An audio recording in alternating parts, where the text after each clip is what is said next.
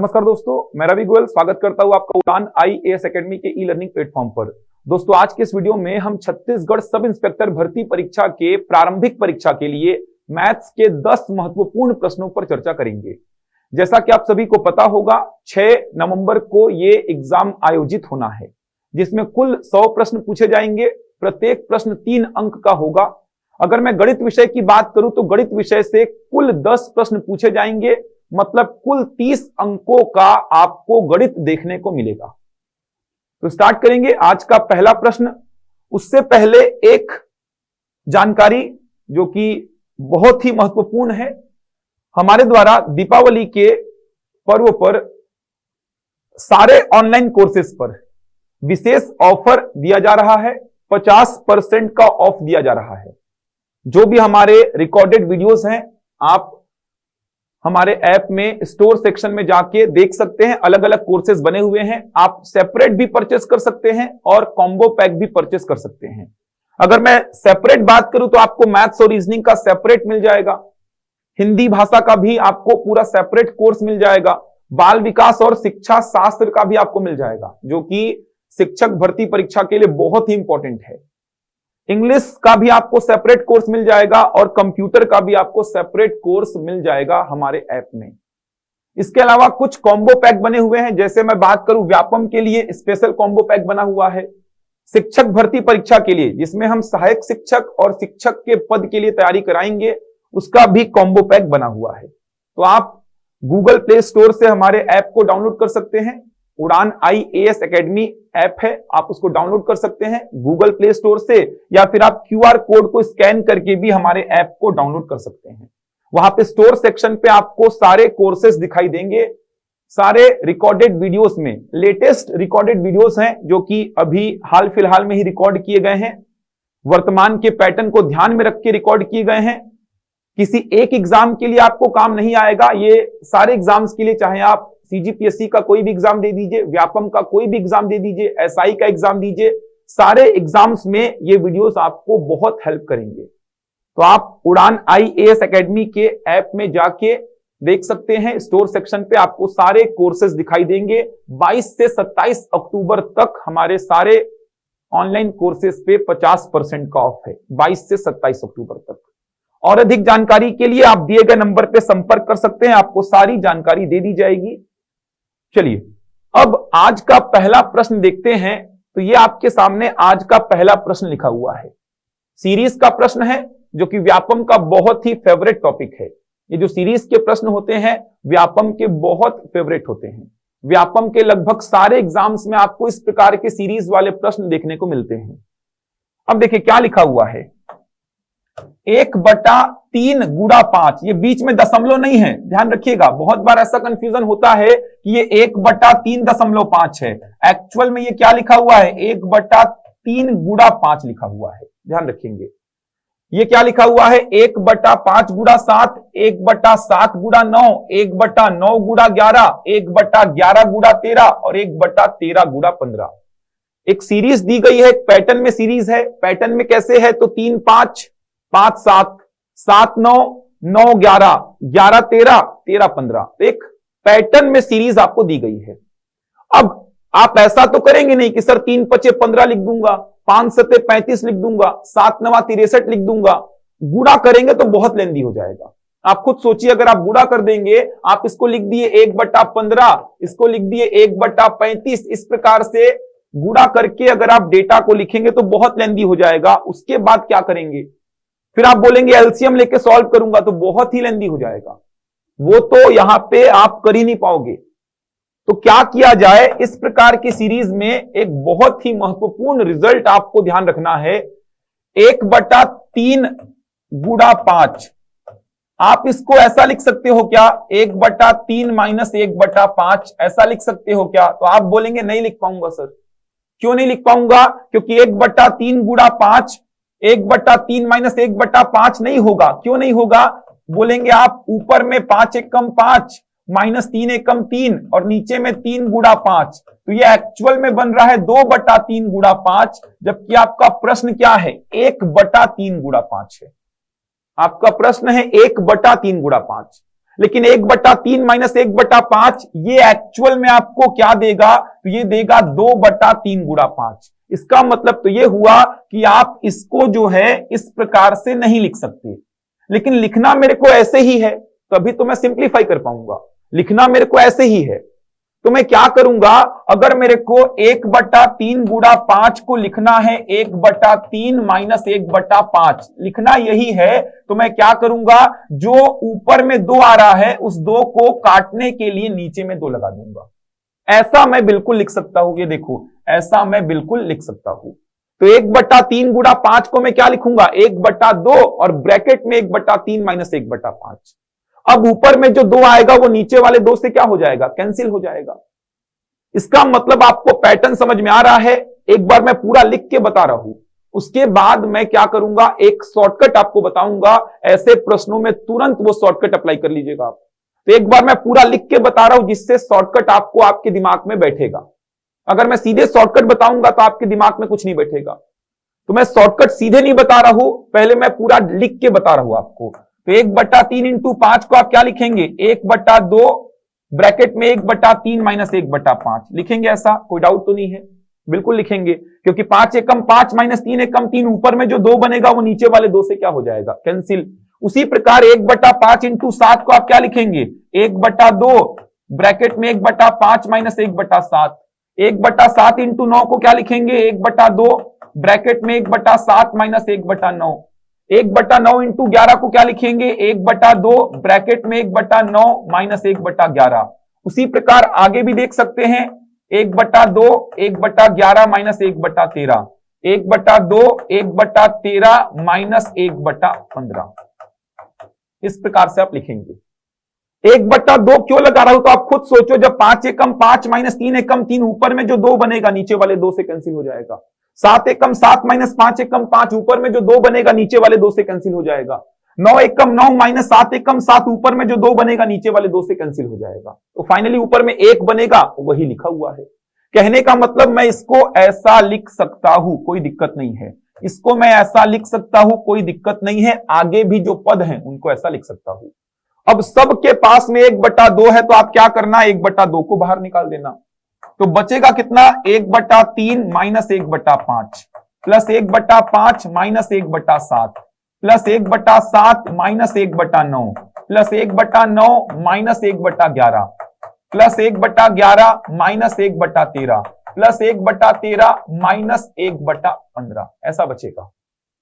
1/2 सबके पास है तो कॉमन आ गया, बचा कितना, 1/3 minus 1/5 plus 1/5 minus 1/7 plus 1/7 minus 1/9 plus 1/9 minus 1/11 plus 1/11 minus 1/13 plus 1/13 minus 1/15। अब आप देख सकते हैं माइनस वाला प्लस वाले से कैंसिल हो जाएगा, माइनस वाला प्लस वाले से कैंसिल होगा, माइनस वाला प्लस वाले से कैंसिल होगा, माइनस वाला प्लस वाले से कैंसिल होगा, माइनस वाला प्लस वाले से कैंसिल होगा। तो यहां कितना बचा, 1/2 और ब्रैकेट में कितना, 1/3 माइनस 1/15। इसको सिंप्लीफाई कर लीजिए, कितना आएगा देखिए। अब यहां पे या तो तिर्यक गुणा करिए या तो एलसीएम ले लीजिए। तिर्यक गुणा करूंगा तो 15 एकम 15 माइनस 3 एकम 3 और 15 त्रिका कितना, 45। कितना आएगा, 1/2 इंटू कितना, 12/45। ऐसा बनेगा। 1/2 इंटू कितना, 15 में 3 जाएगा, 12 तिर्यक गुणा किया, 15 एकम 15 3 एकम 3 कट कर दीजिए, 3 से कट होगा क्या, 3 चौको 12 15 त्रिका 45, 2 से कट होगा 2 दूनी 4, तो आंसर कितना आ गया, 2/15। तो ऑप्शन देख सकते हैं आप, 2/15 है क्या, बिल्कुल ऑप्शन सी में 2/15 है। तो आंसर हो जाएगा 2/15। ये तो इसका प्रोसीजर हो गया। अब मैं शॉर्टकट बताऊंगा जो आपको एग्जाम में ध्यान रखना है। देखिए, किसी भी प्रश्न का अगर आप शॉर्टकट पढ़ते हैं तो शॉर्टकट तभी आपको समझ में आएगा जब आपको प्रोसीजर पता होगा। प्रोसीजर आपके दिमाग में बैठ चुका है कि एक्चुअल में क्या हो रहा है। शॉर्टकट कुछ जादू थोड़ी है कि जादू हो गया। शॉर्टकट जो है वो प्रोसीजर से ही निकाला जाता है कि भाई मैंने समझ लिया कि ऐसा कटेगा, उसके बाद क्या बच रहा है, तो उसी को आप शॉर्टकट के रूप में लिख देते हैं। तो शॉर्टकट पढ़ना अच्छी बात है, लेकिन शॉर्टकट पढ़ने से पहले आपको प्रोसीजर को समझना पड़ता है, जिससे वो शॉर्टकट आपको एग्जाम में याद रहेगा। तो आपको करना क्या है, देखो, अगर कोई सीरीज आपको दी गई होगी तो आपको क्या करना है, पहला पद लिखना है। पहला पद क्या बनेगा, 1/3। 1/3 गुणा 5 में अगर देखा जाए तो इसको तोड़ेंगे तो पहला पद क्या बनेगा 1/3। ये देखिए पहला पद क्या बन रहा है 1/3 माइनस 1/5 ऐसा बनता है। तो पहला क्या बनेगा 1/3, पहला पद माइनस क्या लिखना अंतिम पद क्या बनेगा 1/15। और जितने का डिफरेंस होगा 2 का डिफरेंस है तो 1/2 लिख देना। अगर 3 का डिफरेंस होता तो मैं यहां पे 1/3 लिखता, अगर 1 का डिफरेंस होता तो 1/1 मतलब कुछ लिखने की आवश्यकता नहीं पड़ती। इसको सिंप्लीफाई करना है बस। ये देखो 15 एकम 15, 3 एकम 3, 15 तिया 45। एलसीएम लेके भी सॉल्व कर सकते थे, लेकिन मैंने क्या किया है तिर्यक गुणा किया है। 3 चौको 12, 15 तिया 45, 2 दूनी 4, कितना आ जाएगा 2/15। एग्जाम में तो केवल इतना करना है, लेकिन ये तभी समझ में आएगा जब प्रोसीजर पता है। आपको समझ में आ रहा है कि बीच वाले सारे पद क्या होंगे कैंसिल होंगे, तो बचता क्या है पहला पद माइनस अंतिम पद और बगल में कितना 1/2। वही लिखा हुआ 1/2, पहला पद माइनस अंतिम पद। अब देखो अगर 3 का डिफरेंस होता, जैसे एक प्रश्न में अपने मन से बोलता हूं, ये देखो 1/1 into 4, 1/4 into 7, 1/7 into 10, 1/10 into 13, 1/13 into 16। अगर ऐसा प्रश्न होता, अब इसका आंसर आपसे पूछता तो आप क्या करते, पहला पद क्या बनेगा 1/1 बनेगा। आप 1/1 इंटू 4 को, ये देखो इसको क्या लिखते आप इसको ऐसा लिखते 1/1 माइनस 1/4, लेकिन ऊपर में जो 3 बनेगा उसको बैलेंस करने के लिए बगल में क्या आता 1/3 आता। तो पहला पद 1/1, अंतिम पद 1/16, बीच में माइनस और डिफरेंस 3 का है, उसको बगल में लिख दिया। तो आंसर कितना आ जाएगा देखो 1/3, ये कितना आएगा 16 एकम 16, 1 एकम 1/16। तो आंसर कितना 1/3 इंटू 15/16, 3 से कट करिए 3 पचे 15, तो 5/16। ये देखिए आंसर आ गया। तो ये आपको समझ में आ रहा है ना कि 1/3 क्यों लिखे हैं। 1/3 लिखने के पीछे का कारण क्या है, 4 एकम 4 माइनस 1 एकम 1, ऊपर में 3 बनेगा, उस 3 को काटना है क्योंकि ऊपर में चाहिए क्या आपको 1 चाहिए। तो पहला पद माइनस अंतिम पद होता है और बगल में 1 के बटे में आप क्या लिखेंगे जितने का डिफरेंस होगा। रिजल्ट बनते हैं, ये देखिए अगर मैं 1/2 इंटू 3 को ऐसा लिखना चाहूंगा तो लिख सकता हूं, ये देखो ऐसा लिख सकता हूं, कोई दिक्कत नहीं है। डिफरेंस 1 का है तो कोई दिक्कत नहीं है क्योंकि 3 माइनस 2 ऊपर में 1 ही बनेगा। अगर डिफरेंस 2 का है तो आपको क्या करना पड़ेगा, ऐसा लिखने के लिए बगल में 1/2 लगाना पड़ेगा। अगर डिफरेंस 3 का है, ये देखिए, तो ऐसा लिखने के लिए आपको क्या करना पड़ेगा, बगल में 1/3 लगाना पड़ेगा। अगर डिफरेंस 4 का है, ये देखिए, तो आपको ऐसा लिखने के लिए बगल में 1/4 लगाना पड़ेगा। तो जितने का डिफरेंस है उतना लगाना पड़ता है 1 के बटे में। क्यों, क्योंकि जब 5 एकम 5 माइनस 3 एकम 3 करूंगा तो जो 2 आएगा उस 2 को काटने के लिए ये 2 हो गया। जब 8 एकम 8 माइनस 5 एकम 5 3 आएगा उस 3 को काटने के लिए 3 हो गया। 12 एकम 12 माइनस 8 एकम 8 4 आएगा, उस 4 को काटने के लिए 4 हो गया। तो ये आपको पता होना चाहिए कि ऐसा आप लिख सकते हैं। तो आपके पास जो प्रश्न था वो तो आसानी से बन गया। 2 का डिफरेंस है, आपके दिमाग में चल रहा है 1/2 ब्रैकेट में 1/3 माइनस 1/5, 1/2 ब्रैकेट में 1/5 माइनस 1/7, फिर 1/2 ब्रैकेट में 1/7 माइनस 1/9। तो सबके पास 1/2 है, निकालूंगा तो पहला पद बचेगा और अंतिम बचेगा, बीच में माइनस, बाकी सब क्या होंगे कैंसिल होंगे। तो ये आपने देखा तो ही आपसे ये बनेगा। ठीक, चलो अगला क्वेश्चन देखो क्या बोला है। यदि P का वैल्यू दिया है और Q का वैल्यू दिया है तो P और Q का मौसा पूछा है। मौसा का मतलब महत्तम समापवर्तक, मतलब हाईएस्ट कॉमन फैक्टर। तो हाईएस्ट कॉमन फैक्टर मतलब क्या होता है, कैसे निकालते हैं। तो P का वैल्यू क्या दिया है देखिए, 2 का पावर में 3 गुणा 3 का पावर में 10 गुणा 5, और Q का वैल्यू क्या दिया है 2 का पावर में 5 गुणा 3 गुणा 7। तो मौसा कैसे निकालते हैं, हाईएस्ट कॉमन देख लीजिए, दोनों में हाईएस्ट कॉमन क्या है, दोनों में आपको क्या करना है हाईएस्ट कॉमन देखना है। हाईएस्ट कॉमन वही क्या होगा मौसा।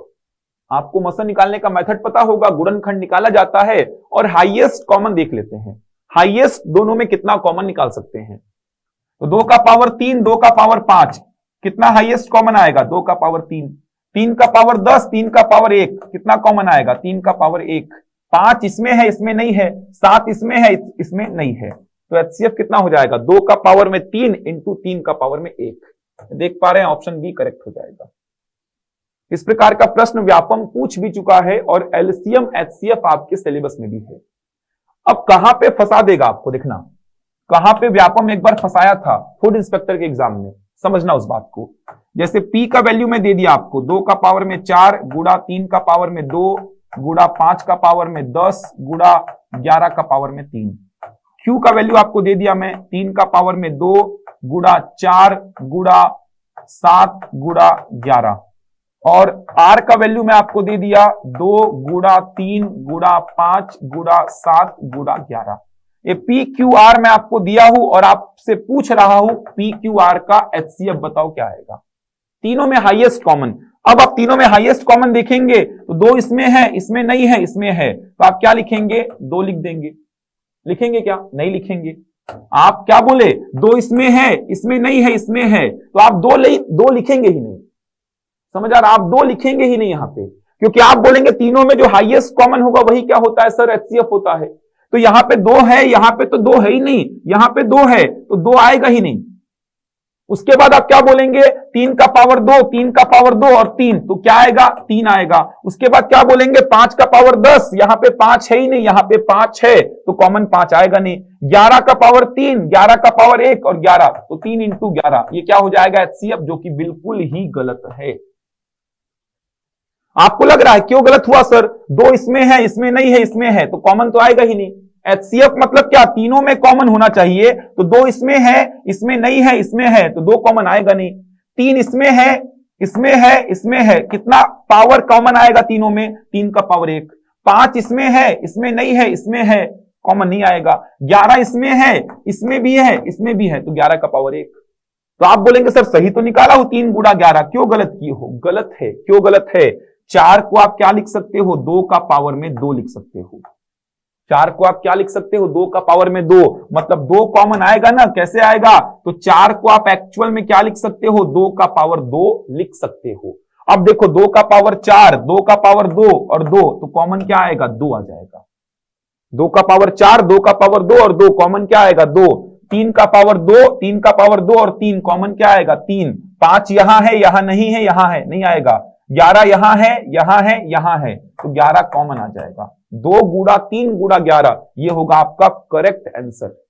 यहां पे व्यापम ने फंसा दिया था।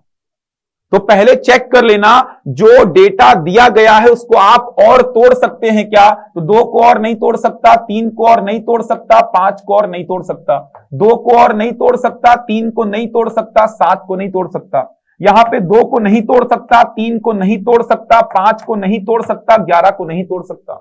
मतलब जो नंबर्स दिए गए हैं वो प्राइम नंबर होने चाहिए। प्राइम नंबर्स का मतलब क्या, अभाज्य संख्या, अभाज्य संख्या होने चाहिए। जो नंबर्स दिए गए हैं वो अभाज्य होने चाहिए, लेकिन 4 अभाज्य नहीं है, इसको तोड़ो, तो 4 को तोड़ेंगे तो क्या लिखेंगे, 2 का पावर 2। अब तीनों में हाईएस्ट कॉमन, HCF कैसे निकालते हैं, 3 संख्याओं का निकालना है तो तीनों में हाईएस्ट कॉमन, 2 संख्याओं का निकालना है तो दोनों में हाईएस्ट कॉमन। तो यहां से 2 का पावर 4, 2 का पावर 2 और 2, तो हाईएस्ट कॉमन निकालना है तो 2 का पावर 1 निकलेगा, 3 का पावर 1 निकलेगा, 5 यहां है, यहां नहीं है, यहां है, तो कॉमन नहीं आएगा। 11 यहां है, यहां है, यहां है, तो कॉमन आएगा। 7 यहां पे है, यहां पे है, यहां पे नहीं है, नहीं आएगा। 2 गुड़ा 3 गुड़ा 11। तो ये गलतियां होती हैं। तो प्रश्न आपका जो था उसमें तो गलती नहीं होती, लेकिन व्यापम ने एक बार इस प्रकार का प्रश्न पूछा था, तो आप गलती ना करें, इसीलिए मैंने अलग से पढ़ाया है इसको। चलो अगला क्वेश्चन देखो। जब x को 2, 3, 30 और 35 प्रत्येक में जोड़ा जाता है तो इस क्रम में प्राप्त संख्याएं एक अनुपात में होती हैं, तो बताएं x + 7 और x - 2 का मध्यानुपाती क्या होगा। तो पहले तो आपको x फाइंड करना पड़ेगा ना, x फाइंड करोगे तभी तो आप बता पाओगे x + 7 और x - 2। अगर x ही नहीं पता है तो कैसे बताओगे x + 7 और x - 2। तो आपके सिलेबस में लिखा गया है अनुपात और समानुपात। तो यहां पे देख सकते हैं, बहुत अच्छा प्रश्न है। x को इन चारों में जोड़ा जाता है, जोड़ दीजिए। तो x को इन चारों में जोड़ा जाता है, तो मैं x को इन चारों में जोड़ देता हूं। ये देखिए, x को इन चारों में मैं जोड़ दिया।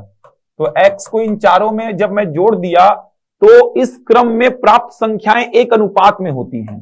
ये देखिए इस क्रम में जो संख्याएं मिली हैं वो एक अनुपात में होंगी। मैं लिख दिया एक अनुपात में। एक अनुपात मतलब क्या, दोनों साइड अनुपात क्या होगा, समान, मतलब बीच में बराबर। एक अनुपात में होने का मतलब आप समानुपात भी बोल सकते हैं, समानुपात में होती हैं। इस क्रम में प्राप्त संख्याएं समानुपात में होती है। समानुपात मतलब क्या, दो अनुपात समान। अब यहां से x मिल जाएगा, कैसे निकालेंगे, तो 2 प्लस एक्स का गुणा करेंगे आप किसमें, 35 प्लस एक्स में, 3 प्लस एक्स का गुणा करेंगे आप किसमें, 30 प्लस एक्स में। गुणा तो कर पाएंगे, कैसे गुणा करते हैं, +2 का दोनों में। साइन में जब सब जगह प्लस प्लस है तो दिक्कत तो है नहीं बिल्कुल भी, आपको साइन का कोई टेंशन नहीं है। तो +2 का दोनों में करिए, +2 का प्लस 35 में कितना आ जाएगा, +70, +2 का प्लस एक्स में कितना आ जाएगा, 2x, प्लस एक्स का प्लस 35 में कितना आ जाएगा, +35x, प्लस एक्स का प्लस एक्स में कितना हो जाएगा, +x²। इधर देखिए 3 का दोनों में करिए, +3 का प्लस 30 में तो प्लस का 90, +3 का प्लस एक्स में तो प्लस का 3x, प्लस एक्स का प्लस 30 में तो प्लस का 30x, और प्लस एक्स का प्लस एक्स में प्लस का x²। आसानी से गुणा कर पाएंगे।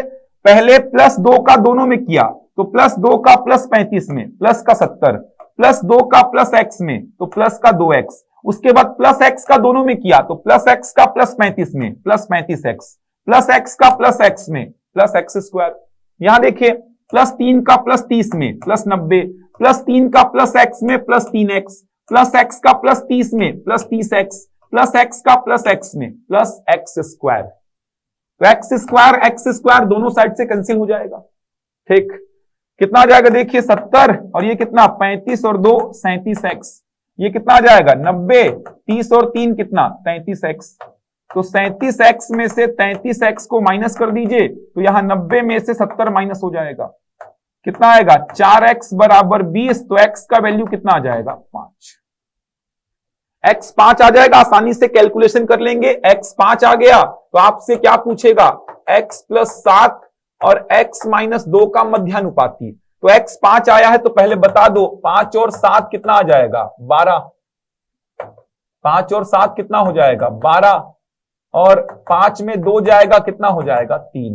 तो संख्या क्या मिल गई, जो x + 7 था वो मिल गया 12, और जो x - 2 था वो मिल गया 3। अब 12 और 3 का मध्यानुपाती बताना है। तो आपको दो संख्याओं का मध्यानुपाती निकालना आता होगा। तो दो संख्याओं का मध्यानुपाती कैसे निकालते हैं, दोनों को गुणा करके वर्गमूल। तो दोनों को गुणा करेंगे 36 और 36 का वर्गमूल 6। तो आंसर क्या हो जाएगा, देख सकते हैं, आंसर हो जाएगा 6। तो आसान प्रश्न है, आसानी से बना सकते हैं। थोड़ा सा आपको मध्यानुपाती का नॉलेज होना चाहिए। तो सबसे पहले आपने x निकाला, x वह संख्या है जिसे इन चारों में जोड़ दोगे तो प्राप्त संख्याएं एक अनुपात में हो जाएंगी। तो इन चारों में x को जोड़ दिया तो प्राप्त संख्याएं एक अनुपात में हो गई। एक अनुपात में होने का मतलब समानुपात, दो अनुपात समान। अब क्रॉस मल्टीप्लाई करके मैंने x का वैल्यू निकाला 5। क्रॉस मल्टीप्लाई कैसे करना है ये सिखा दिया मैंने। x 5 मिल गया तो x + 7 कितना 12, x - 2 कितना 3। अब दो संख्याएं अगर a और b हैं, ध्यान रखेंगे, दो संख्याएं अगर a और b हैं तो a और b का अगर मध्यानुपाती आपसे पूछ रहा है तो आप याद रखेंगे कैसे आया। तो अभी उतना समय नहीं है मेरे पास, लेकिन अभी के लिए ध्यान रखिए, दो संख्याओं का मध्यानुपाती निकालना है तो दोनों का गुणा करके उसका वर्गमूल लगा दीजिएगा। चलिए बढ़ते हैं अगले प्रश्न की ओर। देखिए अगला प्रश्न क्या लिखा हुआ है, किसी भिन्न का अंश हर से 3 अधिक है। जब अंश में 5 जोड़ा जाता है, देखिए अंश में 5 जोड़ा जाता है और हर से 2 घटाया जाता है तो भिन्न 8/3 हो जाती है। जब मूल भिन्न को 5 सही 1/2 से विभाजित किया जाता है तो प्राप्त भिन्न ज्ञात कीजिए। एक तरीका तो इसका प्रोसीजर है, प्रोसीजर पूरा फॉलो करके आपको पहले भिन्न निकालना पड़ेगा, फिर उस भिन्न को 5 सही 1/2 से भाग देकर आपको बताना होगा प्राप्त भिन्न क्या है। लेकिन मैं बोल रहा पूरा प्रोसीजर फॉलो मत करो इसका। तो प्रोसीजर फॉलो मत करो, आप क्या करो, इसका शॉर्टकट अप्लाई करो। शॉर्टकट क्या, ऑप्शन से सॉल्व करो। अब ऑप्शन से कैसे सॉल्व करोगे समझो।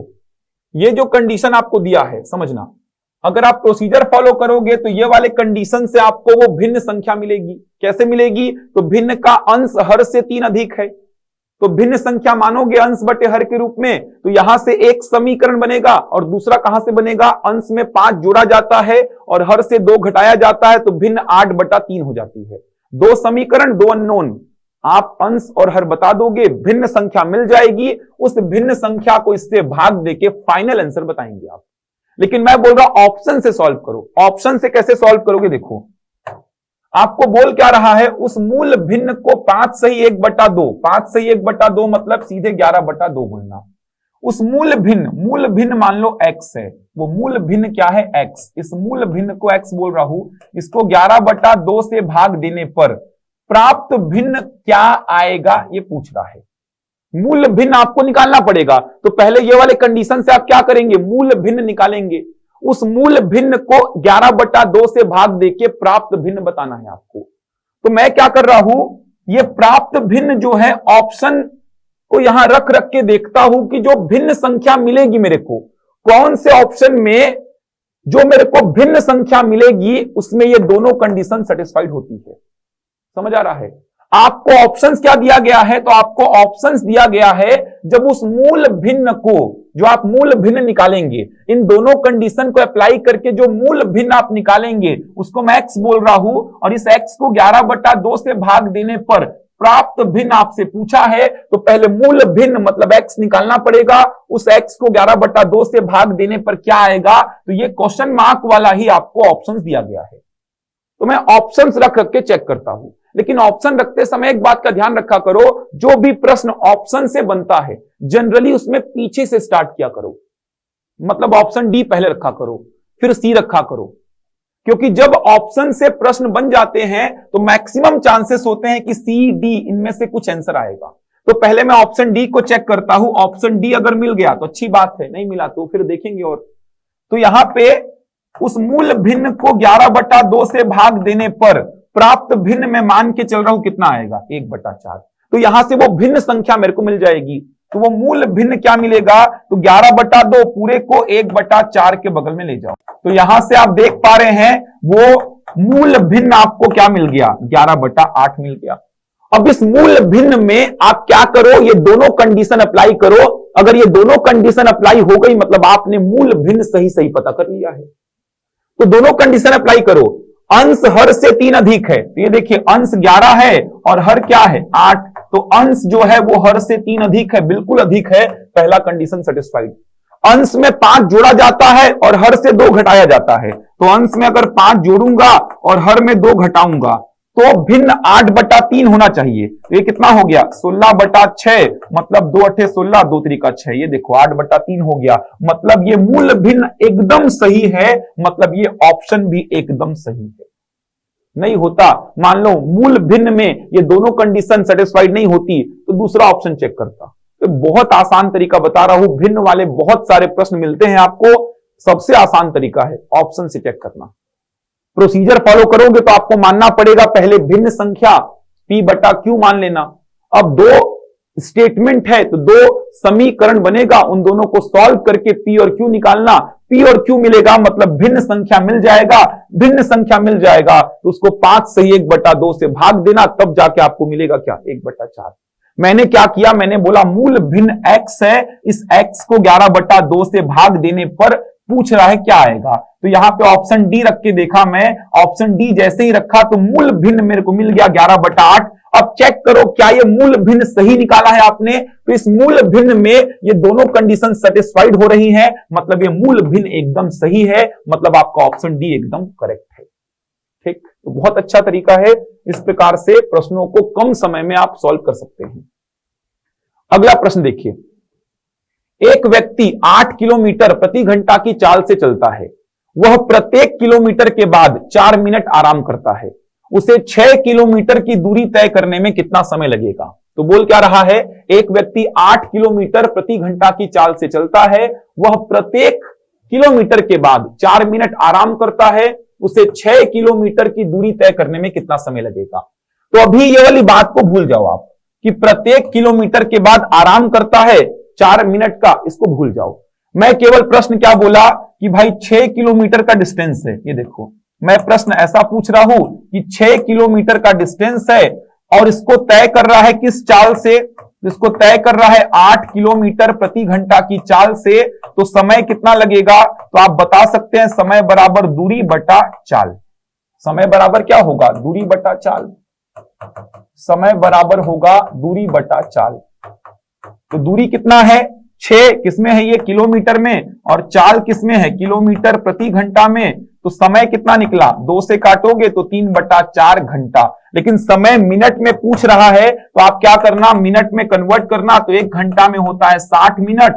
तो यहां पे आपका कितना आ जाएगा? 45 मिनट। मतलब अगर रुकेगा नहीं, रुकने वाला स्टेटमेंट मैं आपको नहीं दूंगा, तो यहां से यहां तक 6 किलोमीटर का दूरी को 8 किलोमीटर प्रति घंटा की चाल से तय करने में कितना समय लगाएगा? 45 मिनट। अब चेक कर लो कितने बार रुक रहा है। प्रत्येक किलोमीटर के बाद 4 मिनट का आराम करता है। तो 1 किलोमीटर चला, 4 मिनट का आराम किया, फिर 1 किलोमीटर चला, 4 मिनट का आराम किया, फिर से 1 किलोमीटर चला, 4 मिनट का आराम किया, फिर से 1 किलोमीटर चला, 4 मिनट का आराम किया, फिर से 1 किलोमीटर चला, 4 मिनट का आराम किया। ये देखो 1 kilometre, 2 kilometre, 3 kilometre, 4 kilometre, 5 kilometre, फिर से 1 किलोमीटर चला, तो अपने गंतव्य स्थान पर, डेस्टिनेशन पे पहुंच गया, तो उसको रुकना नहीं बोलेंगे। समझ आ रहा है? कितने बार रुकेगा? तो आप देख पा रहे हैं 1, 2, 3, 4, 5 बार रुकेगा।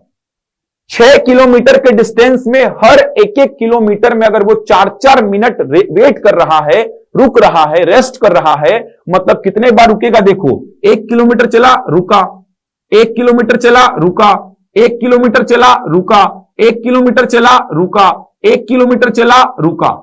अब अगला 1 किलोमीटर चलेगा तो 6 किलोमीटर उसका पूरा हो गया, तो उसको रुकना नहीं बोलेंगे। तो कितने बार रुका? 1, 2, 3, 4, 5 बार। हर बार 4-4 मिनट के लिए रुकता है, मतलब कितना मिनट रुकेगा? वो 20 मिनट रुकने में समय व्यर्थ कर रहा है। मतलब टोटल कितना मिनट उसको लगेगा? 65 मिनट उसको लगेगा। समझ आ रहा है? लंबा डिस्टेंस हो सकता है, वहां पे क्या करेंगे? तो यहां से एक रिजल्ट बहुत प्यारा सा निकल के आ रहा है, देखो, जो कि आपको काम आएगा रुकने वाले प्रश्नों में। देखो क्या बोल रहा हूं मैं। अगर मान लो मेरा प्रश्न यही होता और मैं बोलता प्रत्येक 2-2 किलोमीटर के बाद रुक रहा है, वो प्रत्येक 2 किलोमीटर के बाद रुकता है, प्रत्येक 2 किलोमीटर के बाद रुकता है, तो बताओ 6 किलोमीटर में कितने बार रुकेगा?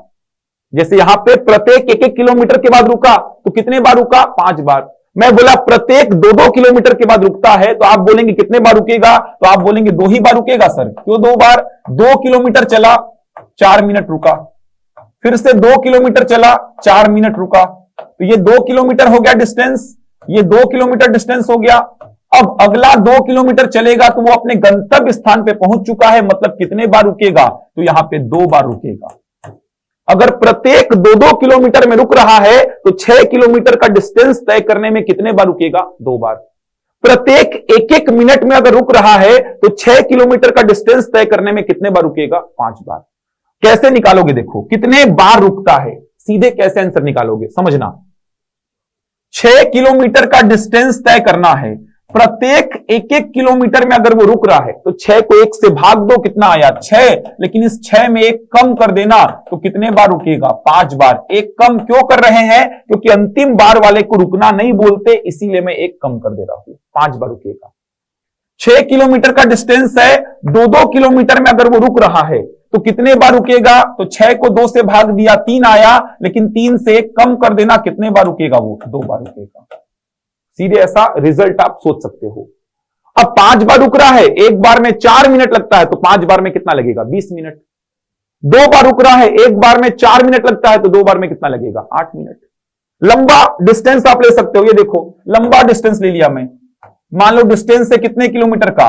500 किलोमीटर का, और मैं बोल रहा हूं प्रत्येक 5 किलोमीटर के बाद रुकता है, प्रत्येक 5 किलोमीटर के बाद आराम करता है। कितने मिनट का करता है? तो प्रश्न में बता देगा। प्रत्येक 5 किलोमीटर के बाद आराम करता है। कितने बार आराम करेगा? तो आप बोलेंगे 500 किलोमीटर है, प्रत्येक 5 किलोमीटर के बाद आराम कर रहा है, तो 500 को 5 से भाग दिया 100, इस 100 में 1 कम कर दो, कितने बार रुकेगा? 99 बार रुकेगा। ये देखो समझ आ रहा है।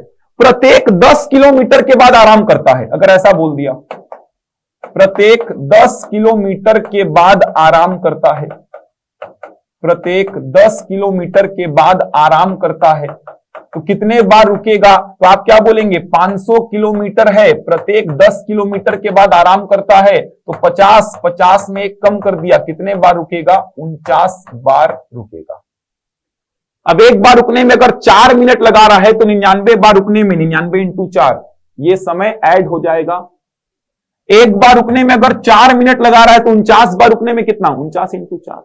तो मेन यहां पे आपको समझना है कितने बार रुकेगा, तो आसानी से आप बता सकते हैं। ये तो बहुत आसान सा प्रश्न था, डिस्टेंस यहां पे कम था, तो ऐसा आप बना बना के देख सकते हैं कितने बार रुकेगा। लेकिन रिजल्ट को ध्यान रखो, 6 किलोमीटर का डिस्टेंस है, 1-1 किलोमीटर में अगर रुक रहा है तो 6/1 6 आएगा, उसमें से 1 कम करना, 5 बार रुकेगा। 5 बार रुकने में एक्स्ट्रा समय कितना लगेगा? 20 मिनट, मतलब टोटल 65 मिनट उसको लग जाएगा।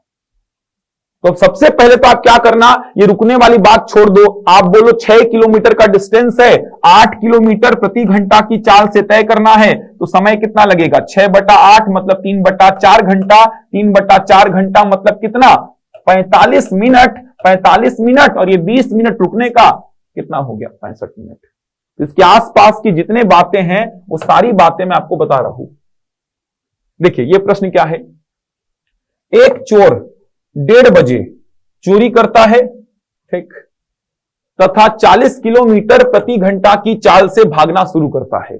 मालिक 50 किलोमीटर प्रति घंटा की रफ्तार से 2 बजे उसका पीछा करता है, वह उसे किस समय पकड़ लेगा?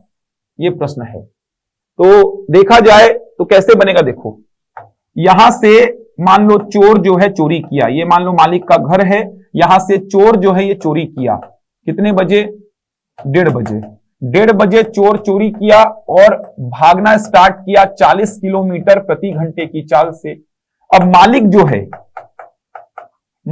है 2 बजे उसका पीछा करना आरंभ किया 50 किलोमीटर प्रति घंटा की चाल से। तो बोल रहा है मालिक चोर को कितने बजे पकड़ लेगा, मतलब दोनों कितने बजे मिलेंगे। मिलने का मतलब चोर पकड़ा गया। अब एक बात समझो, दोनों एक ही स्थान से तो निकले हैं। मान लो चोर 1:30 बजे निकला है और पुलिस वाला या मालिक, बोलो मालिक कितने बजे? 2 बजे। मालिक उसको पकड़ लेगा क्योंकि मालिक की चाल क्या है? ज्यादा है चोर से, तभी तो उसको पकड़ेगा। तो चोर मान लो यहां तक भाग पाया था और मालिक ने उसको पकड़ लिया, ठीक। जब पकड़ेगा मालिक चोर को, तो चोर मान लो यहां तक भाग पाया था और मालिक उसको पकड़ लिया। कहने का मतलब जितना डिस्टेंस चोर भागा है उतना ही डिस्टेंस कौन भागा है? मालिक तो भागा है। जितना डिस्टेंस चोर भागा है उतना ही डिस्टेंस कौन भागा है? मालिक। तो यहां पे पहला जो पॉइंट निकल के आ रहा है, वो पहला पॉइंट क्या है कि जितना डिस्टेंस चोर भागा है उतना ही डिस्टेंस मालिक भागा है। ये पहला पॉइंट निकल के आ रहा है, जितना डिस्टेंस चोर भागा है उतना ही डिस्टेंस मालिक भागा है। जैसे मान लो मैं यहां से कोचिंग से निकलता हूं, ठीक, 40 की स्पीड से, आप मेरे से थोड़ा सा देरी से निकलते हैं 50 की स्पीड से, उसी दिशा में जिस दिशा में मैं गया हूं, तो आप कहीं ना कहीं मेरे से मिलेंगे ना, क्योंकि आपका चाल ज्यादा है। तो जहां पे अपन दोनों मिले हैं, तो कोचिंग से वहां तक का डिस्टेंस मेरे लिए भी वही है और आपके लिए भी वही है। मतलब जब अपन दोनों मिले हैं, उस स्थिति में जितना दूरी मैं चला हूं उतना ही दूरी आप चले हैं। तो वही बात यहां पे हो रही है, जितना दूरी चोर चला है उतना ही दूरी मालिक। तो चाल बराबर दूरी बटा समय। ये देखिए, ये 3 फॉर्मूले में से आप कोई भी फॉर्मूला सोच सकते हैं। चाल बराबर दूरी बटा समय, समय का फॉर्मूला आपने इससे पहले वाले प्रश्न में देखा, दूरी बटा चाल, और दूरी का फॉर्मूला देख सकते हैं। तो दूरी का फॉर्मूला क्या निकलेगा? चाल इंटू समय। ये तीनों फॉर्मूले एक ही हैं। चाल बराबर दूरी बटा समय, समय की आवश्यकता पड़ी तो समय बराबर दूरी बटा चाल, दूरी की आवश्यकता पड़ी तो दूरी बराबर चाल इंटू समय। तो यहां पे दूरी की आवश्यकता पड़ रही है तो दूरी क्या हो जाएगा? चाल इंटू समय। तो चाल इंटू समय चोर का, मैं पूरा लिख के बता रहा हूं, आपको तो लिखना भी नहीं है। चाल इंटू समय मालिक का, ऐसा कुछ हो जाएगा ये। अब चाल तो आपको पता है चोर का कितना है? 40। एक बार समय को छोड़ दो, चाल मालिक का पता है 50, समय को एक बार छोड़ दो, समय को ही समझना है। अब एक बात समझो, मान लो आप निकले हैं 2 बजे और मैं आपके पीछे पीछे निकला 3 बजे। समझना, आप निकले हैं 2 बजे, मैं निकला हूं 3 बजे। अपन 5 बजे मिलते हैं रास्ते में कहीं पे, 5 बजे अपन मिलते हैं। आप निकले 2 बजे, मैं निकला 3 बजे, अपन मिलते हैं 5 बजे। तो आप कितना घंटा चले हो उस दूरी को तय करने में? 3 घंटा। तो मैं कितना घंटा चला हूं? 2 घंटा चला हूं। अगर आप 2 बजे निकले हैं और मैं निकला हूं 3 बजे, अपन रास्ते में कहीं पे 5 बजे मिले हैं, तो आप कितना घंटा में वो दूरी तय किए हो? 3 घंटा में। और मैं कितना घंटा में वो दूरी तय किया हूं? 2 घंटा में।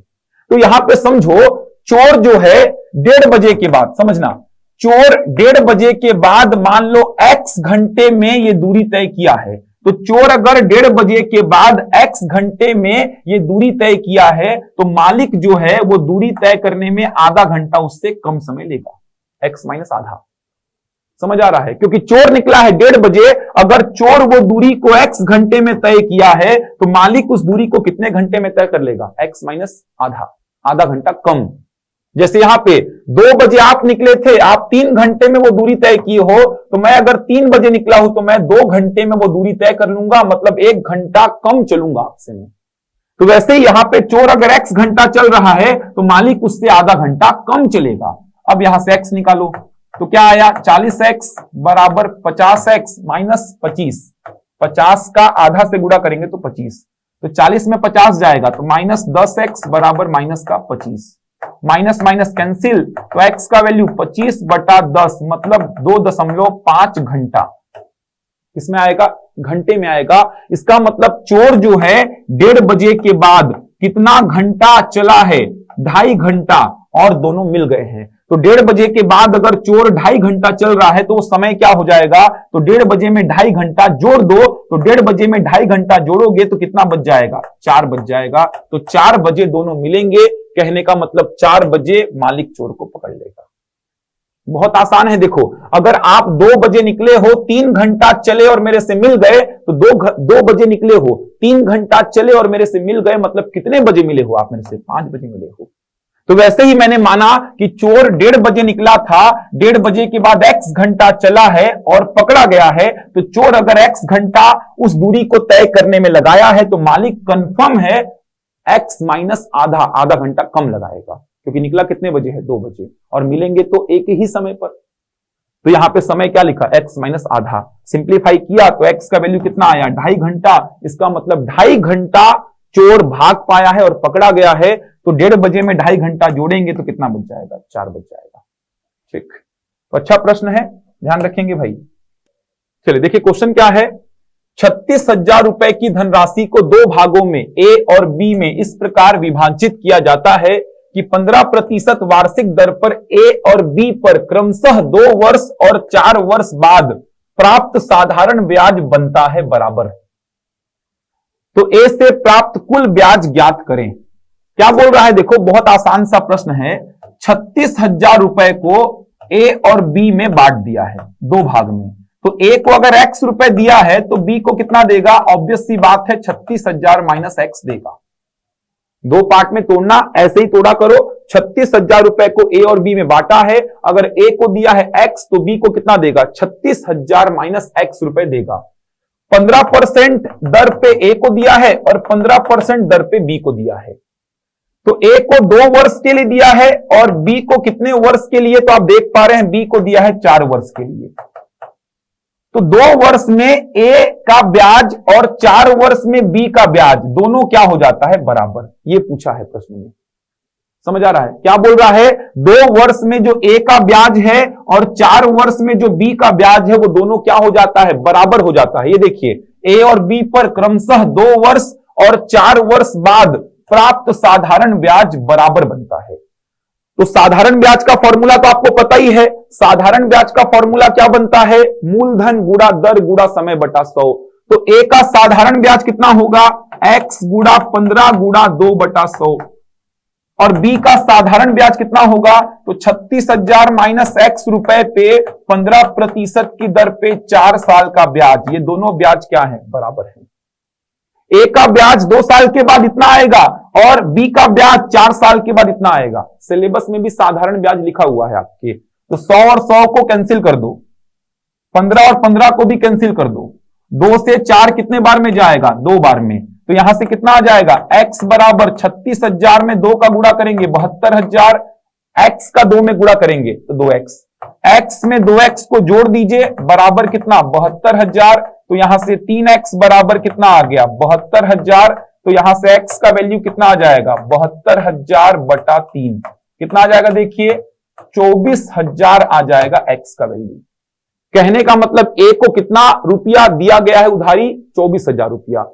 लेकिन पूछा क्या है? आपसे पूछा है a से प्राप्त कुल ब्याज, तो a से प्राप्त कुल ब्याज बताना है। तो a को 24,000 रुपया दिए हैं, तो 24,000 रुपया अगर a को आप दिए हो तो 15% की दर पे 2 साल में कितना ब्याज देगा? बता दो। 2 जीरो से 2 जीरो कैंसिल, 240 इंटू कितना? 30 कितना आ जाएगा? 3 चौको 12, 3 दूनी 6 और 1 7, 7200 रुपए देगा। तो बहुत आसान है, जब भी ऐसा बोलेगा प्रश्न में कि किसी राशि को 2 पार्ट में तोड़ के उधार दिया गया है, तो आप क्या करना? मान लेना 36,000 में a को दिया है x, तो b को कितना देगा? 36,000 माइनस x। a को भी 15% की दर पे दिया है, b को भी 15% की दर पे, a को भी 2 साल के लिए, b को 4 साल के लिए। 2 साल में जितना ब्याज a देता है उतना ही ब्याज 4 साल में b देता है। हो सकता है b को कम धनराशि दिया होगा, तभी तो b का ब्याज 4 साल में, a के ब्याज 2 साल में, दोनों बराबर हो जा रहे हैं। तो आप देख भी पा रहे हैं a को कितना राशि दिया है? 36 में से 24,000 तो a को ही दिया है, b को कितना दिया है? 12,000। तभी तो आप देखेंगे कि 2 साल में a का ब्याज 4 साल में b के ब्याज के बराबर हो रहा है, जबकि दर सेम है। इसका मतलब यह हुआ है कि ज्यादा उधारी कौन लिया है? a।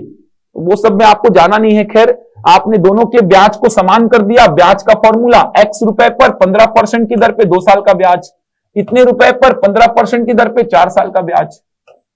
100 से 100 कैंसिल, 15 से 15 कैंसिल, 2 से 4 2 बार में कितना आएगा? x बराबर 72,000 माइनस 2x, तो 3x बराबर 72,000, तो x आ गया 24,000। तो x 24,000 मतलब a को 24,000 रुपए दिया है उधारी, तो a को 24,000 रुपए उधारी दिया है, तो 24,000 रुपए का 15% की दर पे 2 साल का ब्याज कितना होगा? 7200। तो सिलेबस में आपके चक्रवृद्धि ब्याज वैसे लिखा नहीं है, साधारण ब्याज लिखा है बस। अगला प्रश्न आपके सामने है, देखिए। किसी व्यक्ति ने एक वस्तु खरीदी और उसे 10% लाभ पर बेच दिया।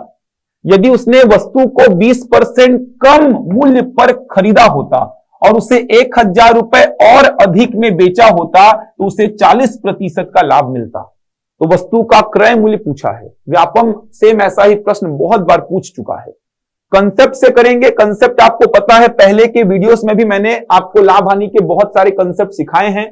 तो मान लो वस्तु को खरीद के लाया था x रुपए में, किसी वस्तु को खरीद के लाया था x रुपए में और 10% लाभ पर बेच दिया। 10% लाभ पर बेचने का मतलब वस्तु बिकेगा कितने में? तो x का 110% में। 10% लाभ पर बेचने का मतलब क्या हुआ?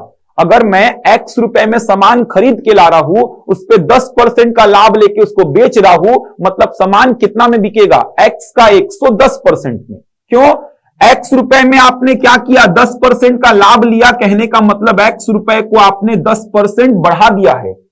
और कोई भी डेटा अपने आप में 100% होता है, तो x अपने आप में क्या है? x अपने आप में x का 100% है।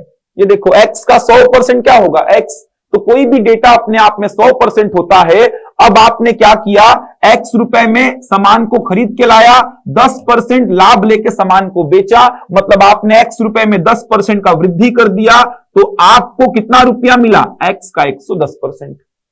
अब आप सोच रहे हैं, क्या सोच रहे हैं कि यदि वस्तु को 20% कम मूल्य पर खरीदा होता, खरीद के कितने में लाए थे? x में। अब आप सोच पा रहे हैं कि वस्तु को 20% कम में खरीदा होता, तो खरीदे थे x में, अब सोच रहे हैं वस्तु को 20% कम पर खरीदा होता, मतलब वस्तु को खरीदा कितने में होता? x का 80% में।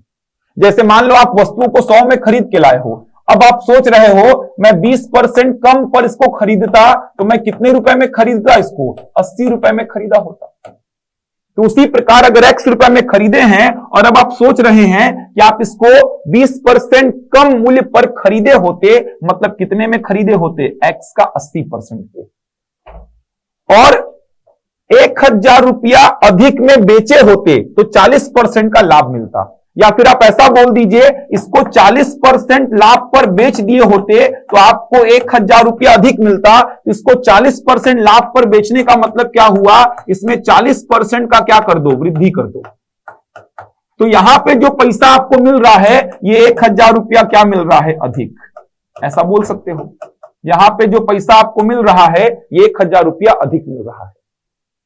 आपने सामान को खरीद के लाया x में, 10% लाभ पर बेचा तो आप सामान इतना में बेच दिए हैं। अब आप बोल रहे हैं 20% कम पर खरीदा होता, इतने में खरीदा होता, और 40% लाभ पर बेचा होता, मतलब इतने में बेचा होता तो आपको 1000 रुपया अधिक मिलता। इसी प्रश्न को ऐसा रीड कर सकते हैं, 1000 रुपया अधिक में बेचते तो 40% लाभ होता, या 40% लाभ पर बेचेंगे तो 40% लाभ पर बेचेंगे तो इतना में बिकेगा, और ये अमाउंट 1000 रुपया अधिक है। कौन से वाले से, ये वाले से। इसका मतलब ये हुआ कि इन दोनों का डिफरेंस कितना होगा, 1000। इसको थोड़ा सिंप्लीफाई कर लो, 2 0 से 2 0 कैंसिल, 14 8 112। तो ये वाला जो अमाउंट है ये 1000 रुपया अधिक है पहले वाले से, तो 112x बटा 100 माइनस 110x बटे 100 बराबर कितना, 1000। कितना आ जाएगा, 2x बटा 100 बराबर 1000। सिंप्लीफाई करिए तो यहां से x का वैल्यू कितना आ जाएगा, तो x का वैल्यू आ जाएगा 50,000। तो ऑप्शन देख लीजिए, ऑप्शन ए हो जाएगा आंसर। लाभ हानि का कोई फॉर्मूला में लिखा ही नहीं हूं, केवल कंसेप्ट है। x रुपए में सामान खरीद के ला रहे हैं, उसको अगर आप बेच रहे हैं 20% के लाभ पे या 10% के लाभ पे, मतलब आप उस सामान के प्राइस को बढ़ा दिए हो। x रुपए में सामान खरीद के लाया, 10% लाभ पर बेचने का मतलब आपने x रुपया में 10% का वृद्धि किया, तो प्राइस कितना हो गया, x का 110%।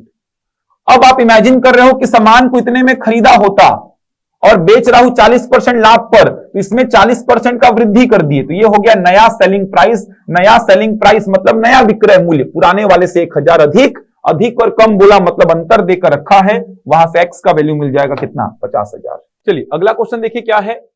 एक गांव की जनसंख्या 9800 थी। एक वर्ष में पुरुषों की संख्या 8% तथा महिलाओं की संख्या में 5% की वृद्धि होती है, तो गांव की जनसंख्या 10,458 हो जाती है। वृद्धि से पूर्व गांव में पुरुषों की संख्या क्या थी। आप इसको एलिगेशन मतलब मिश्रण के कंसेप्ट से भी कर सकते हो, लेकिन प्रतिशत का कंसेप्ट अगर लगाते हो तो देखो, प्रतिशत का छोटा सा एक कंसेप्ट है जो कि लाभ हानि में भी काम आता है, कि अगर आपका प्रारंभिक मान x है, आप इसमें 10% की वृद्धि करते हो, तो नया मान जो होगा वो क्या होगा, x का 110%।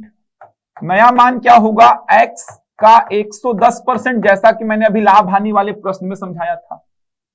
अगर आप केवल x का 10% लिखते हैं तो ये x का 10% क्या बताएगा, ये x का 10% बताएगा वृद्धि को। तो x का 10% अगर आप लिखते हैं तो ये वृद्धि को बताएगा, x का 110% अगर आप लिखते हैं तो ये बताएगा नया मान को। जैसे एग्जांपल के लिए, अगर 100 रुपया मान लो आपके पास है, आप इसमें 10% का वृद्धि कर देते हैं, तो 100 का अगर आप 110% लिखते हैं तो 100 का 110% मतलब 110, ये बताएगा नया मान, ये बताएगा नया मान। और 100 का 10% अगर मैं लिखूंगा तो 100 का 10% मतलब 10 रुपया, ये बताएगा वृद्धि को। तो 100 का 110% वृद्धि होने के बाद नया मान बताएगा, और 100 का 10% ये केवल वृद्धि को बताएगा। तो यहां पे प्रश्न को सॉल्व करना बहुत ही आसान है। देखिए 9800 थी गांव की जनसंख्या, इसमें पुरुष है और महिला है, तो मान लेता हूं पुरुष कितने हैं, x, और महिला कितनी है, तो 9800 माइनस x लिख सकते हैं आप, 9800 माइनस x। अब क्या करेंगे, पुरुषों की संख्या 8% बढ़ गई, तो बढ़ी कितनी, तो केवल मैं क्या लिख रहा हूं, x का 8%, ये क्या बता रहा है, पुरुषों की संख्या में बढ़ोतरी कितने की हुई है, तो x का 8%। महिलाओं की संख्या में बढ़ोतरी कितने की हुई, तो आप क्या बोलेंगे, 9800 माइनस x का 5%। तो ये क्या बता रहे हैं आप, पुरुषों की संख्या इतनी बढ़ी है, महिलाओं की संख्या इतनी बढ़ी है, और जनसंख्या कितनी बढ़ी है तो देख लीजिए 10,458 हो गई। तो 9800 से 10,458 हो गई, तो आप देख सकते हैं कितना बढ़ेगा, 658 तो बढ़ रहा है ना। ठीक, 658, तो यहां पे क्या लिख दिया मैं, 658। देख सकते हैं कितना बढ़ेगा, 658। तो ये क्या है, पुरुषों की संख्या में वृद्धि, महिलाओं की संख्या में वृद्धि और ये जनसंख्या में वृद्धि। सिंप्लीफाई करके आंसर निकालो यहां से। अब देखो मल्टीप्लाई कर दो सीधे, 100 को मत काटो, आधार समान रखो। 5 से गुणा करेंगे तो 5 अठे कितना होगा 40, 5 नवा 45 और 4 49, माइनस कितना 5x बटा कितना 100 बराबर 658। सिंप्लीफाई करो, 8 में 5 जाएगा 3x प्लस 49,000 बराबर कितना 65,800। तो यहां से 3x बराबर कितना आएगा 65,800 माइनस 49,000। सिंप्लीफाई कर लो, यहां से कितना मिल जाएगा 0 0 8, 15 में 9 जाएगा तो कितना बचेगा 6 और 5 में 4 जाएगा तो 1 बचेगा। तो x का वैल्यू कितना आ जाएगा 1 6 8 00 को 3 से डिवाइड करो, 3 पचे 15, 3 छक 18, 5600 आया। मतलब प्रारंभ में पुरुष कितने हैं 5600। आसानी से प्रश्न को सॉल्व कर सकते हैं, कोई दिक्कत होगा ही नहीं आपको। प्रतिशत और लाभ हानि में यही कंसेप्ट तो है, कोई फॉर्मूला नहीं है, कोई ट्रिक नहीं है, एकदम आसान सा कंसेप्ट है कि आपने बोला पुरुष x हैं और महिला कितनी है 9800 माइनस x। तो एक साल में, एक साल बोला है नहीं बोला है, तो बोल क्या रहा है पुरुष बढ़े कितने, बढ़ोतरी कितनी हुई है पुरुषों की संख्या में इतनी, महिलाओं की संख्या में बढ़ोतरी इतनी और पॉपुलेशन में बढ़ोतरी इतनी। तब जाके आपने x निकाला कितना आया है, तो x निकाला तो 16,800 को 3 से डिवाइड किया 5600। मतलब प्रारंभ में पुरुष कितने हैं 5600। देखते हैं अगला क्वेश्चन क्या है, आज का अंतिम प्रश्न। एक समचतुर्भुज की प्रत्येक भुजा की लंबाई उस वर्ग की भुजा की लंबाई के बराबर है जिसका विकर्ण 4 वर्गमूल 2 सेंटीमीटर है। यदि समचतुर्भुज के विकर्णों की लंबाई 3:4 के अनुपात में हो तो उसका क्षेत्रफल कितने वर्ग सेंटीमीटर का होगा। तो मैंने पहले के वीडियोस में भी आपको बताया है वर्ग क्या होता है, समचतुर्भुज क्या होता है। तो यहां पे पहले तो ये समझो वर्ग का विकर्ण आपको दिया गया है, ये वर्ग का विकर्ण, ये कितना दिया गया है 4 वर्गमूल 2। अब अगर आपको वर्ग का विकर्ण का फॉर्मूला याद होगा तो वर्ग का विकर्ण होता क्या है a वर्गमूल 2। वर्ग का विकर्ण अगर आपको याद होगा तो ये फॉर्मूला बनता है a वर्गमूल 2। याद नहीं है तो फॉर्मूला बना भी सकते हो, ये देखो अगर याद नहीं है तो फॉर्मूला बना लो। वर्ग क्या होता है चारों भुजा बराबर और ये चारों कोण क्या होंगे 90 डिग्री के। तो यहां से आप वर्ग का विकर्ण का फॉर्मूला बना सकते हो। कैसे बनाओगे, तो मान लो ये वर्ग का विकर्ण है, इसको मैं d बोल रहा हूं, ये a है और ये a है। तो ये वाले ट्रायंगल को देखोगे तो ये बन गया समकोण त्रिभुज जिसमें कर्ण का वर्ग बराबर लंब का वर्ग प्लस आधार का वर्ग। तो d का वर्ग बराबर कितना हो जाएगा 2a स्क्वायर। तो d बराबर वर्गमूल 2a स्क्वायर, तो कितना आ जाएगा a वर्गमूल 2। ये देखो, तो वर्ग का विकर्ण अगर याद है तो अच्छी बात है, नहीं है तो निकाल लो, तुरंत निकल जाएगा। अब वर्ग का विकर्ण दिया कितना है 4 वर्गमूल 2 बराबर a वर्गमूल 2। तो वर्गमूल 2 कैंसिल, तो a कितना आ गया 4। तो आपको मिल गई वर्ग की भुजा कितनी 4। तो बोल क्या रहा है समचतुर्भुज की प्रत्येक भुजा की लंबाई उस वर्ग की भुजा की लंबाई के बराबर है। तो आपको मिल गया समचतुर्भुज का, ये देखिए समचतुर्भुज बना पाएंगे, क्या डिफरेंस होता है समचतुर्भुज में और वर्ग में, तो बता चुका हूं। चारों भुजाएं बराबर लंबाई की, जो कि 4 4 4 और 4 है, लेकिन 2 कोण 90 डिग्री से कम होते हैं और 2 कोण 90 डिग्री से ज्यादा होते हैं। यह डिफरेंस होता है। आप अगर देखेंगे, इसको मैं वर्ग बोल रहा हूं, इसको मैं क्या बोल रहा हूं समचतुर्भुज। तो ये 2 कोण क्या है 90 डिग्री से कम है जो कि बराबर भी होंगे, और ये 2 कोण क्या है 90 डिग्री से ज्यादा है जो कि बराबर भी होंगे। सम्मुख कोण बराबर होते हैं, ये प्रॉपर्टी होता है समचतुर्भुज का। अब बोल क्या रहा है इसके विकर्णों की लंबाई 3:4 के अनुपात में है। तो विकर्ण जो है, ये देखिए ये विकर्ण जो है इसकी लंबाई आपको दिया है 3:4 के अनुपात में। तो विकर्ण मान लीजिए कितना 3 के और 4 के। तो विकर्ण को मान लीजिए 3 के है और क्या है 4 के। दो विकर्ण है, दोनों अलग अलग लंबाई के होंगे समचतुर्भुज में। यहां पे तो दोनों विकर्ण बराबर होंगे। आपको पहले के वीडियोस में भी बताया हूं, दोनों विकर्ण तभी बराबर होंगे जब चारों भुजाएं क्या होती हैं, समझो, दोनों विकर्ण तभी बराबर होंगे जब चारों कोण क्या होते हैं 90 डिग्री के। चारों कोण अगर 90 डिग्री के हैं तभी दोनों विकर्ण बराबर होते हैं। जैसे कि वर्ग में चारों कोण 90 डिग्री के, तभी तो दोनों विकर्ण बराबर। आयत में चारों कोण 90 डिग्री के, तभी तो दोनों विकर्ण बराबर। लेकिन यहां पे दोनों विकर्ण बराबर नहीं होते हैं। अगर मैं बात करूं क्षेत्रफल की, तो क्षेत्रफल क्या होगा, 1/2 इंटू विकर्णों का गुणनफल। यह होता है समचतुर्भुज का क्षेत्रफल। कहने का मतलब मेरे को दोनों विकर्ण चाहिए, मतलब मेरे को के चाहिए। कैसे मिलेगा के, समझो। अब आपको यह भी पता है सबसे खास बात समचतुर्भुज की, कि समचतुर्भुज के विकर्ण एक दूसरे को समद्विभाजित करते हैं। मतलब अगर ये वाला विकर्ण का लंबाई 4k है तो ये कितना हो जाएगा 2k, और ये कितना हो जाएगा 2k। ये वाले विकर्ण का लंबाई अगर 3k है तो ये कितना हो जाएगा 3k/2, और ये कितना हो जाएगा 3k/2। एक और खास बात, एक दूसरे को 90 डिग्री पर समद्विभाजित करते हैं, यह भी आपको पता होना चाहिए। समद्विभाजित करने का मतलब बराबर बराबर भाग में काटेंगे। ये 2k तो ये 2k, ये 3k/2 तो ये 3k/2। पूरा 4k था तो 2k और 2k, पूरा 3k था तो 3k/2 3k/2।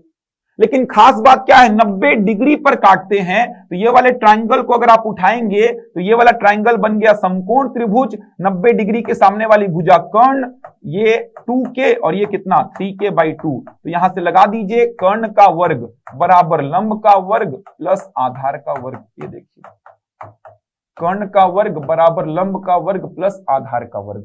कितना हो जाएगा ये 16, ये कितना हो जाएगा 4k², ये कितना 9k² डिवाइड बाई 4।